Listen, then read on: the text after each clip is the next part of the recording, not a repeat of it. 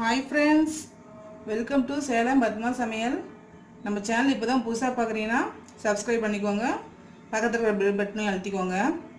இன்றைக்கி நம்ம என்ன பார்க்க போகிறோன்னா கேரளா டிஷ் பார்த்திங்கன்னா பழம்புரி. அது எப்படின்னு பார்க்கலாம். இப்போ அதுக்கு தேவையான பொருள் பார்த்திங்கன்னா நேந்திரம் வாழைப்பழம் வேணும், ஒரு 1/4 கப் அளவுக்கு சர்க்கரை, 1 கப்பு மைதா, 1 டேபிள் ஸ்பூன் அளவுக்கு அரிசி மாவு, மஞ்சள் பொடி கொஞ்சமாக 1/4 டீஸ்பூன் கம்மியாக, இது வந்து ஆப்பச்சோடா, இது பார்த்திங்கன்னா 1/4 டீஸ்பூன் கம்மியாக போடணும், உப்பு ஜஸ்ட்டு ஒரு 2 பிஞ்ச் அளவுக்கு. இப்போ பாருங்கள், அதுக்கு மிக்ஸ் பண்ணுறதுக்கு ஒரு பவுல் எடுத்து வச்சுருக்கேன். அது வந்து ஃபஸ்ட்டு மைதா போட்டுக்கிறேன், அரிசி மாவு, சர்க்கரை, மஞ்சள் பொடி,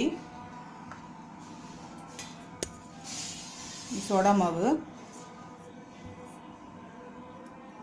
கொஞ்சமாக உப்பு, இதெல்லாம் போட்டு மிக்ஸ் பண்ணிக்கலாம்.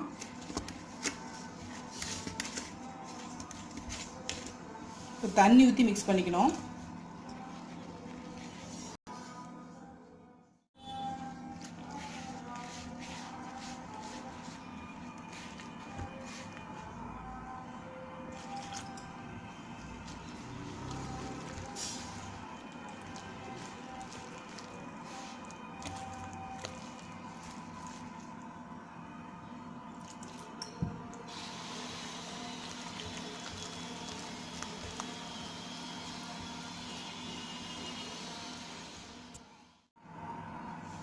பாருங்கள், இந்த அளவுக்கு நம்ம மிக்ஸ் பண்ணிக்கலாம். ஏன்னா நம்ம சர்க்கரை போட்டனாலும் இன்னும் கொஞ்சம் கரையும், அது திக்காகவே இருக்கட்டும்.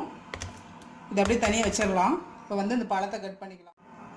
இப்போ பாருங்கள், இந்த பழத்தை வந்து இந்த மாதிரி 2ஆக கட் பண்ணி இந்த மாதிரி நம்ம கட் பண்ணிக்கணும்.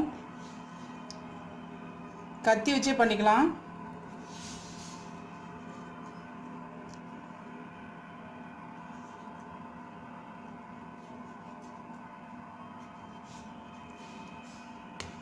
இந்த மாதிரி இப்போ பாருங்கள், ஒரு கடாயில் வந்து ஆயில் ஊற்றி வச்சுருக்கேன். ஆயில் ஹீட் ஆயிடுச்சுன்னு பார்க்கலாம்.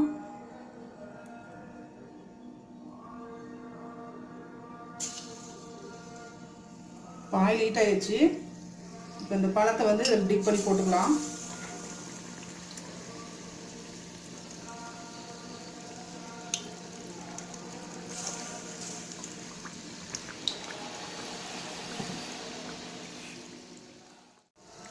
திருப்பி விட்டுக்கலாம்.